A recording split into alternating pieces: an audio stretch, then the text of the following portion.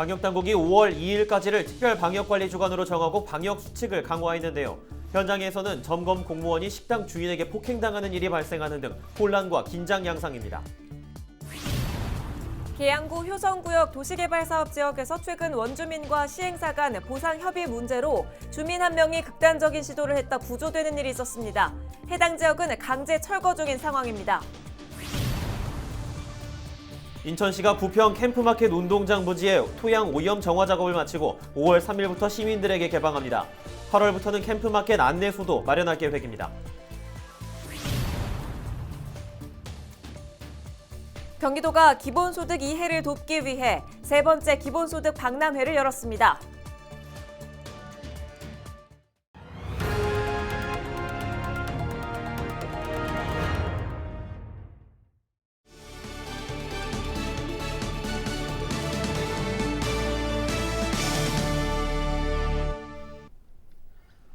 시청자 여러분 안녕하십니까? 헬로티비 경인뉴스입니다.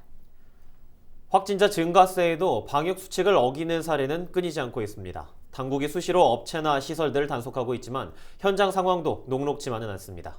김포에서는 방역 점검을 하던 공무원이 식당 주인에게 폭행을 당하는 일도 있었는데요. 특별 방역관리 주간인 이번 주 우리가 다시 짚어봐야 할 점들은 어떤 것들이 있는지 이세진 기자와 함께 짚어봅니다. 이 기자, 이제 주 중반을 넘어가고 있는데 일부 지역에서 자체적으로 특별 방역 기간을 연장하고 있는 상황입니다. 이 특별 방역 관리 주간의 의미 다시 한번 짚어볼까요? 네, 특별 방역 관리 주간. 최근 몇 주간 확진자 수가 급격히 늘어나자 정부가 선택한 특단의 대책입니다. 정부 결정에 따라 각 지자체는 다음 달 2일까지 특별 방역 관리 주간을 운영을 합니다. 네. 이 기간 동안 기관이나 공공단체에서는 지역 행사를 비롯해 대면 회의나 회식, 모임도 할 수 없습니다. 방역 수칙을 강화하는 만큼 수칙을 제대로 지키지 않는 곳에 대한 단속도 강화합니다. 네. 위반 사례가 잦았던 수도권 다중이용시설과 유흥시설을 대상으로 불시 단속도 이뤄집니다. 네, 근데 이렇게 단속이 심해질수록 현장에서 갈등도 좀 적지 않을 것 같은데요. 네, 지자체별 단속 인력이 한정적이기 때문에 대부분의 공직자들이 단속 업무에 투입된 상황입니다. 네. 낮에 단속이 이뤄지는 경우도 있지만 야간 영업 제한 수칙을 따르는지 확인하기 위해서 밤에 점검을 벌이는 경우도 있는데요. 민원 신고나 의심 사례가 늘어날수록 현장의 단속 인력의 피로도는 가중될 수밖에 없는 그런 구조입니다. 현장에서 불미스러운 일까지 벌어지는 경우도 있는데요.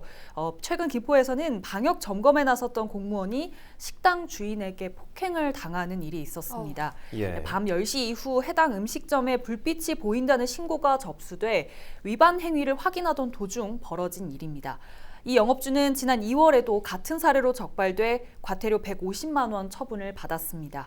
김포시는 이번 일에 대해 강경 대응하겠다며 공무집행 방해 혐의로 경찰에 업주를 고발한 상태입니다. 네, 우리 모두의 동참이 참 필요한 때인데 이 방역 수칙을 지키지 않고 얌체 영업을 이어가는 위반 사례도 사실 그동안 많이 있었죠. 네, 그렇습니다. 현장의 단속 공무원들이 가장 난감할 때가 민원 신고를 받고 현장에 나갔는데 실제로 영업주가 문을 잠그고 이렇게 몰래 영업을 하는 경우가 있다고 합니다. 네. 네. 저희도 여러 차례 전해드렸습니다만 이렇게 영업을 강행하다 적발돼 고발 조치되거나 과태료 처분을 당한 곳들도 적지가 않습니다.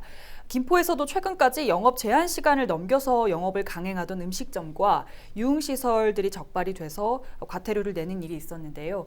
이들 중 한 곳은 간판에 불까지 끄고 문을 잠근 상태로 몰래 영업을 한 경우도 있었고요. 집합 금지 조치 기간에 새벽 시간 몰래 문을 열어 영업한 유흥시설도 있었습니다. 그렇군요. 확실히 코로나 여파가 길어지고 있기 때문에 힘든 영업주들 마음은 이해가 되는데 이런 일부 사례 때문에 방역 수칙을 잘 지키고 있는 다른 소상공인들에게까지 좀 피해가 돌아갈 것 같습니다. 네, 때문에 일부의 사례가 방역의 의미를 변질시킨다 이런 말도 나옵니다. 방역당국에서도 이런 점을 막기 위해 지역 소상인들에게 당부의 말을 남겼는데요. 직접 들어보시죠. 문을 닫아놓고 몰래 영업을 하다가 적발되는 케이스, 심지어는 점검을 못하게 막 방해한다거나 최근에는 직원을 폭행하는 사건까지 담당 공무원을 폭행하는 사건까지 있었는데 최근의 상황은 정부에서 주문하고 요구하는 바도 단호한 조치와 그리고 강력한 처분에 대해서 요구를 하고 있고 사업주분들, 자영업자분들이 적극적으로 도와주시지 않으면 이 방역수칙 그리고 이제 올해 하반기 집단 면역 형성을 통해서 일상을 찾는 그런 목표를 달성할 수 없을 것이라고 생각되고요. 뭐 정부에서 말하듯이 마지막 고비이니까 조금만 참고 인내해 주시고 힘내 주시면 네, 한편 현재 수도권은 이번 주말까지 거리두기 2단계를 적용을 하는데요. 정부가 당분간 사회적 거리두기 단계를 조정하지 않는 쪽으로 가닥을 잡으면서 이번 주말이 지나더라도 현재 적용된 거리두기 단계는 당분간 유지가 될 걸로 예상이 됩니다. 다만 앞서 정부가 확진자 증가세가 유지가 되면 일부 영업 제한은 불가피하다면서 여지를 남겨둔 만큼 추후 확진자 동향에 따라서 대응은 달라질 수 있습니다. 예, 길어진 코로나 여파로 모두가 지쳤을 것 같지만 어떤 것이 중요한지 다시 한번 짚어봐야 될 것 같습니다. 이세진 기자와 함께 이야기 나눠봤습니다.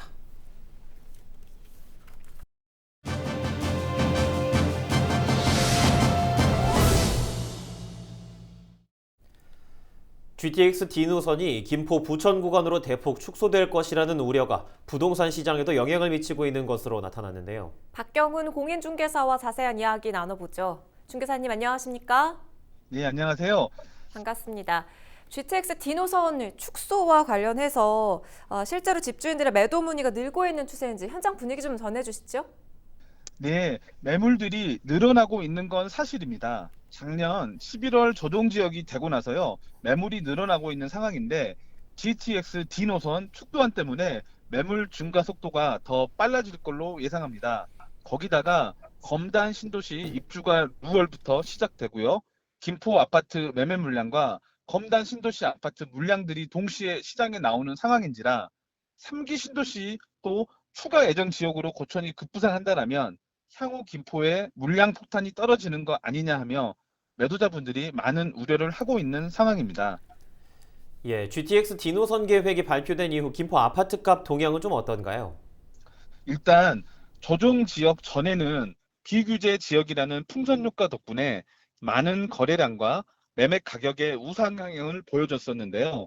2020년 11월 조정 지역 발표 이후에 이루어진 거래량을 본다면 GTX D 노선 인근 단지들이 선별적으로 많은 투자자들이 진입한 게 사실입니다. 이런 단지들은 실수요보다는 투자 수요가 강한 단지이므로 이번 발표로 인해서 금액적인 조정을 받을 것 같습니다. 네, 그럼 앞으로의 김포 부동산 시장은 어떻게 흘러갈까요? 향후 김포시 부동산 분위기를 날씨로 비유해 볼게요. 검단 신도시 입주 빼고는 입주 물량이 거의 없는 상황, 공급 안정성에는 맑은 날씨, 교통 호재 관련해서는 흐린 날씨, 대출 규제 완화 기대감으로 본다면 흐리다 맑은 날씨입니다. 6월 이후 양도세 강화에 따른 급매물이 걷어진다면 금액적인 폭락은 전혀 없을 듯 하고요. 예전만큼의 거래량을 보여줄 것 같습니다. 그렇군요. 김포에서 서울로 출퇴근하는 인구가 90%에 달한다고 하는데 GTX D 노선 축소안 발표 때문에 많은 시민들 항의가 빗발치고 있는 것으로 알고 있습니다. 박 소장님 현재 상황 어떻게 바라보고 계십니까? 항상 그랬듯이요. 정치인들의 장밋빛 공약 그리고 뒷북치는 행정력, 실망하는 지역 주민들 그리고 선거 때마다 이루어지는 희망 고문 계속 악순환의 반복이었습니다. 2020년 여름에 2030 광역교통 비전 선포식 현장에 제가 직접 참석을 했었는데요. 그때 김포 한강선, 서울 5호선 연장이죠. 그리고 서부권 급행철도 언급이 있었습니다. 하지만 이번 4차 국가철도망 공청회에서 발표된 김포 부천 노선은 정말로 김포 시민으로서는 이해하기 힘든 노선입니다. 서울과 접한 경기도 지자체 중에서요. 서울 직결 철도가 없는 유일한 도시입니다. 의정부 인구가 현재 46만 정도 되는데 4개 정도 노선이 있고요. 하남도 인구 30만인에 2개 노선이 있습니다. 김포는 인구가 48만인데 현재 하나도 없는 상황입니다. 작년에 전국에서요. 인구 증가율이 가장 높은 도시였지만 교통망이 뒷받쳐주고 있지 않은 상황입니다. 3기 신도시 지정 슬로건이 선 교통망 구축 후 입주이듯이 이번 교통망 관련해서 확장해 가는 김포시 실정을 전혀 반영하지 못한 상황인지라 재검토가 반드시 필요한 상황이라고 생각합니다. 예, 알겠습니다. 오늘 말씀 여기까지 듣도록 하겠습니다. 고맙습니다. 네, 감사합니다. 지금까지 박경훈 공인중개사였습니다. 국민의힘 김포시 의원들이 최근 한국교통연구원에서 제시한 국가철도망 계획안을 재검토해달라고 정부에 촉구했습니다. 의원들은 먼저 22일 공청회를 통해 제시된 서부권 광역급행철도 노선은 김포 시민들을 우롱한 처사라며 김포 부천 간 노선이 아닌 서울 강남을 직결하는 노선으로 수정해야 한다고 주장했습니다. 그러면서 앞서 대도시권 광역교통위원회의 광역교통 2030 계획에서 언급된 서울 지하철 5호선 김포 연장안은 이번 계획안에서 언급조차 되지 않았다고 지적했습니다. 계양구 효성동 일대에서는 주택 약 4천 세대가 들어서는 재개발 사업이 추진되고 있는데요. 보상 문제를 두고 원주민과 시행사 간 갈등이 이어지고 있습니다. 최근에는 일부 주민이 극단적인 선택을 시도하기도 했는데요. 시행사가 지난달부터 건물 철거 절차에 들어가면서 갈등이 더 심화될 것으로 보입니다. 김진재 기자입니다. 철근 구조물에 매달린 주민을 남성들이 끌어내려 구조합니다. 이윽고 구급차가 도착해 쓰러진 주민을 병원으로 이송합니다. 지난 22일 계양 효성구역 개발사업지 내에서 주민 한 명이 극단적인 선택을 시도했다 구조된 겁니다. 효성구역 도시개발 사업은 효성동 일대 43만여 제곱미터 부지에 주택 약 4천 세대를 공급하는 사업으로 내년 4월 분양을 목표로 사업이 진행 중입니다. 지난달에는 인천시 지방토지수용위원회의 수용 재결 처분에 따라 사업 시행자가 공탁금 약 530억 원을 인천지방법원에 입금한 뒤에 강제 철거 절차에 들어간 상황. 하지만 원주민과 시행사 간 보상 협의가 제대로 이루어지지 않아 갈등이 이어지고 있습니다. 주민들은 시행사가 보상 대상인 토지와 건물, 영업권 등의 소유자를 미상으로 처리한 경우가 전체의 절반 이상이라며 보상금을 받으려 해도 받지 못하는 상황이라고 이야기합니다. 이 미상으로 처리되어 있는 분들은 신분증을 가지고 공탁소에 가도 공탁금을 수령할 수가 없는 거예요. 그래서 이 사람들은 그러면 돈도 못 받고 나가지도 못하는 상황인데 나가라고 하니까, 그리고 나가지도 않았는데 공사를 하겠다고 그러니까 이런 일들이 벌어지고 있는 겁니다. 특히 일부 주민은 보상액이 지나치게 낮게 산정됐다며 시행사를 상대로 보상액 재산정을 요구하고 있습니다. 30년을 거주했는데 2,880만 원을 가지고 나가라고 그러는데, 다음에 포크레인 들이대거나 사람 들이대면 내가 홀딱 벗고 휘발유 뿌리고. 이 같은 상황에 대해 사업 시행사 관계자는 지난해 주민들을 대상으로 소유권 소명 신청을 받았다며 당시 소명이 제대로 이루어지지 않은 경우에 대해 소유자를 미상으로 처리했다고 밝혔습니다. 이어 현재도 주민들이 소명에 필요한 서류를 제출하면 소유권을 인정하고 있다고 답했습니다. 다만 보상액 산정의 경우 인천시와 사업 시행사 등이 추천한 평가사가 평가 기준에 따라 심사한 결과이기 때문에 보상액 변경은 어렵다고 말했습니다.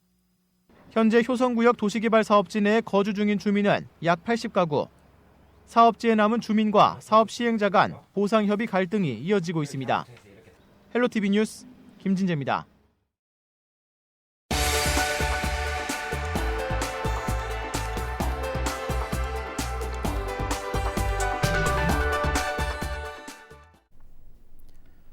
기본소득은 누구나 조건 없이 국가나 지방정부로부터 일정 수준의 소득을 받는 것을 의미합니다.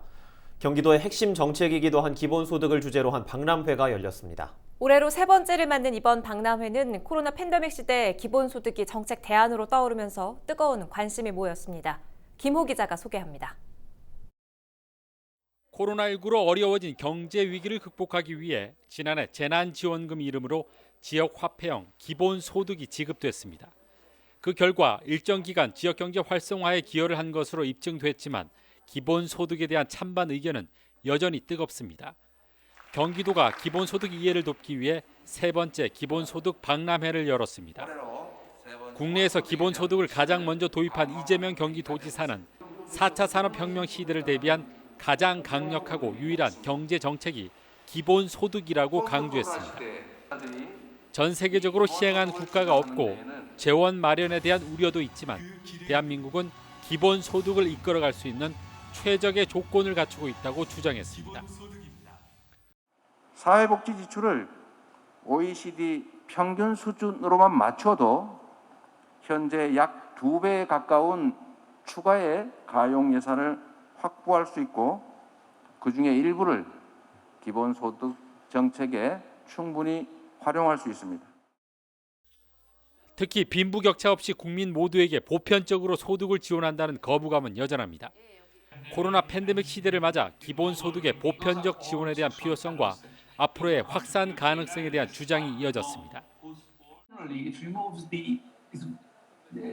With the universal basic income, we would remove the humiliation that is often associated with being a welfare recipient. Everybody gets it. I am not asked why are you different from other people and therefore are getting this. I get it because I am a person, I live in this society, and in society it's recognized that even those who are not currently working are contributing by. 이 같은 주장을 뒷받침하기 위해 코로나 대재난에서 새로운 대전환으로 기본소득을 주제로 국내외 학자와 전문가 68명이 참가하는 국제 컨퍼런스가 이틀간 펼쳐집니다. 또 기본소득 동참 의사를 밝힌 74개 지방정부가 참여해 기본소득 지방정부협의회 창립 총회를 열고 본격적인 활동에 들어갔습니다. 세계 최초로 가는 길입니다. 두려움도 있지만 설레입니다. 우리 설렘을 안고 우리 지방정부가 기본소득에 대한 발을 맞춰서 나가고 싶습니다. 이번 박람회는 코로나19 예방을 위해 온라인과 오프라인으로 동시에 진행됐습니다. 시민들은 사전 참가 신청을 통해 비대면으로 참가했으며 기본소득과 지역화폐 온라인 전시관은 오는 30일까지 운영됩니다. 헬로티비 뉴스 김호입니다. 인천시가 부평 캠프마켓 운동장 부지를 오는 5월 3일부터 시민들에게 개방합니다. 인천시는 지난해 10월 캠프마켓의 일부를 시민들에게 개방한 바 있는데요. 현재 오염 토양 정화 작업이 완료된 지역을 단계적으로 공개하고 있습니다. 개방 시간은 매일 오전 9시부터 오후 5시까지입니다. 인천시와 부평구는 이번에 개방되는 운동장 부지에 보행 매트를 설치하고 관목 4,000주를 심었습니다. 류은기 인천시 부대 이전 개발 과장은 8월에는 캠프마켓 인포센터를 개소해 시민 소통 공간과 전시시설로 운영할 계획이라고 말했습니다. 인천시가 코로나19의 장기화로 소득이 줄었지만 피해 지원을 받지 못한 위기 가구에게 생계지원금 50만 원을 지급합니다. 지급 대상은 올해 들어 소득이 감소한 가구인데요. 소득 기준은 중위소득 75%, 재산 기준은 6억 원 이하여야 합니다. 인천시는 약 3만 5천 가구가 지원금을 받을 수 있을 것으로 보고 있으며 온라인 신청은 오는 5월 10일부터 28일까지 복지로 홈페이지를 통해 가능합니다. 방문 신청은 5월 17일부터 6월 4일까지 지역 행정복지센터에서 할 수 있습니다. 인천시가 일자리 창출 우수기업 인증제를 추진합니다.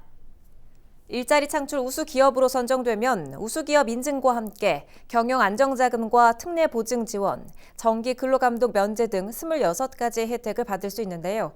일자리 창출 우수기업으로 선정되려면 최근 1년간 근로자 증가 인원이 5명 이상이면서 근로자 증가율이 5% 이상이어야 합니다. 단 상시 근로자 50인 미만의 기업은 근로자 증가 인원이 3명 이상이면 신청이 가능한데요. 희망하는 기업은 오는 5월 28일까지 비즈오케이 사이트를 통해 신청하면 됩니다. 부평구청 볼링단 소속 전예란 선수가 국가대표로 뽑혔습니다. 최근 경북 구미에서 2021년 볼링 국가대표 선발 결승전이 열렸는데요. 8게임 평균 225.8점을 기록한 전예란 선수는 여자부 4위로 국가대표에 발탁됐습니다. 전예란 선수는 태극마크를 달게 돼 영광이라며 더 좋은 결과를 보여드리고 싶다고 말했습니다.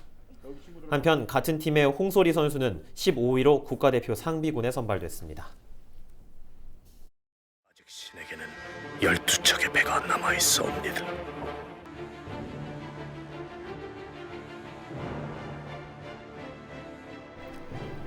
단 12척으로 330척의 왜군을 물리친 충무공 이순신.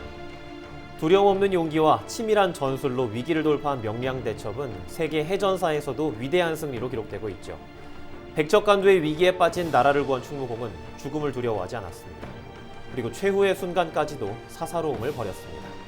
위대한 장수 충무공의 리더십은 400여 년이 지난 오늘날에도 빛나고 있습니다.